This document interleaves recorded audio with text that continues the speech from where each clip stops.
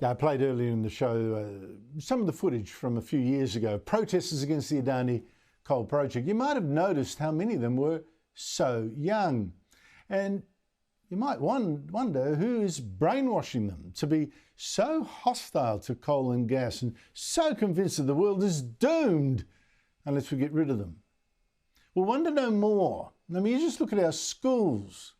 For one, there is an organisation, I've mentioned it on this show before. It's called cool.org. It claims it's now got teachers to use its green propaganda to teach an astonishing 2.5 million school children here every year. 2.5 million. It reckons it's now in more than 90% of schools. And now it's pushing a new film called Future Council.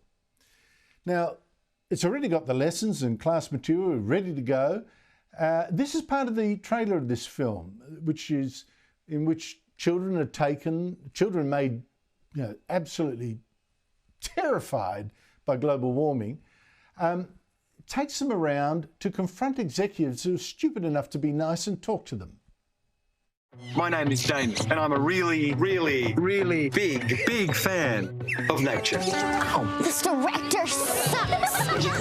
And so it seems are millions of children around the world. So I invited 8 of them on a wild adventure to find solutions to our biggest environmental challenges. This world is taken such bad care of. There is so much pressure. It's a lot for younger people. I'm really scared there won't be a future. Clean up your The mission of our yellow bus was now crystal clear. They love the thought of challenging powerful companies to value nature. Let's do it! Right, so you're about to hold your first Future Council. Why do you keep giving money to fossil fuel companies? That's a very good question.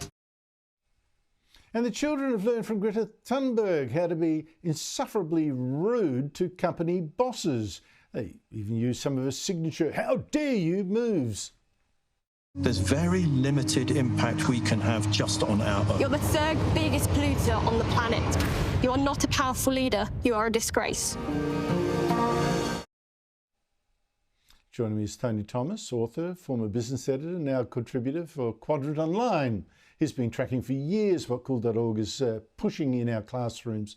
Tony, great to see you again. Before we get to this latest film pushed by cool.org, tell us about this organisation. Who funds it? How does it get into so many schools? Well, I treat it like a parallel education universe in schools.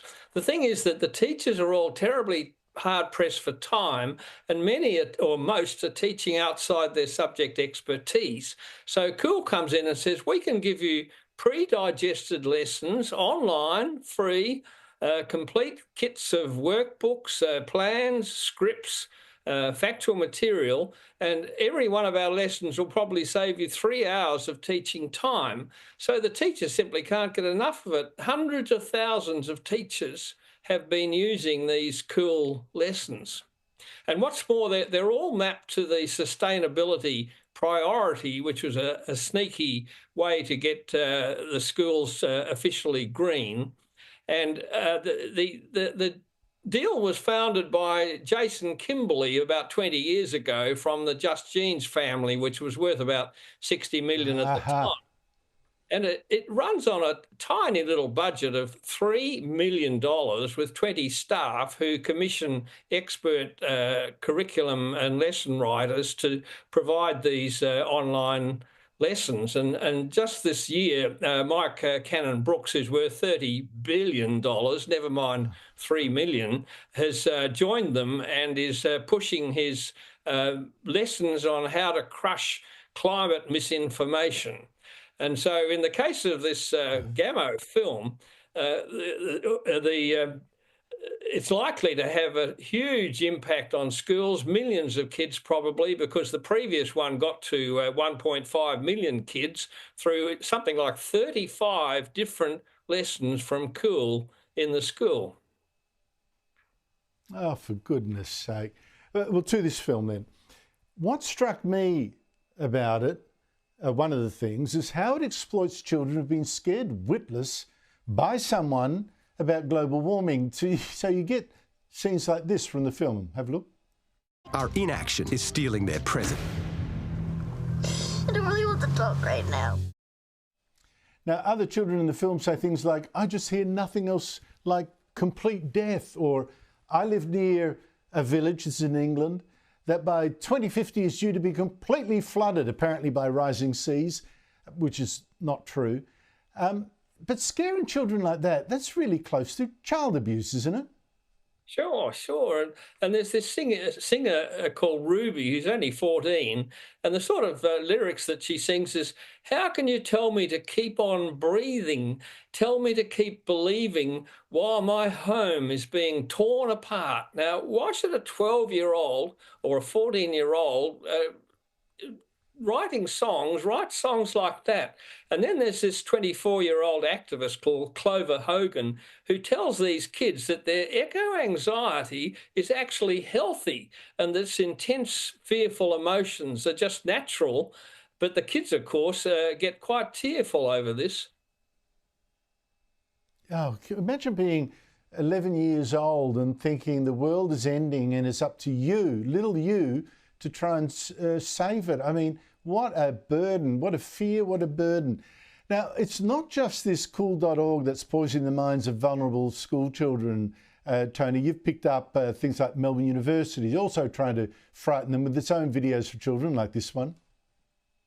We do need to stop digging up fossil fuels. One where we continue to dig up and use fossil fuels is a pretty horrible future to be in.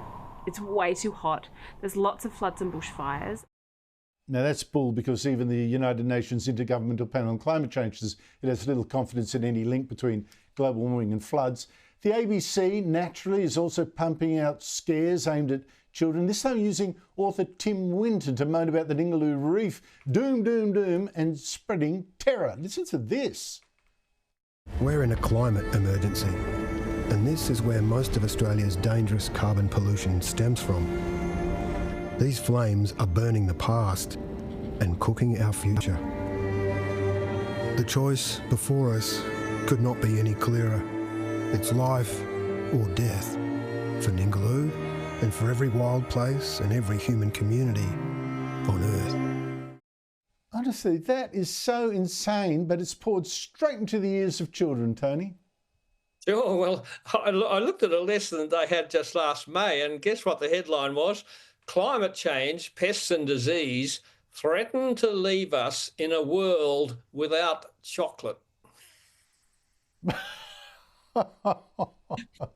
How can you scare children any more than that? I mean, really. And suddenly there were no Smarties. Oh, no! You know, seriously.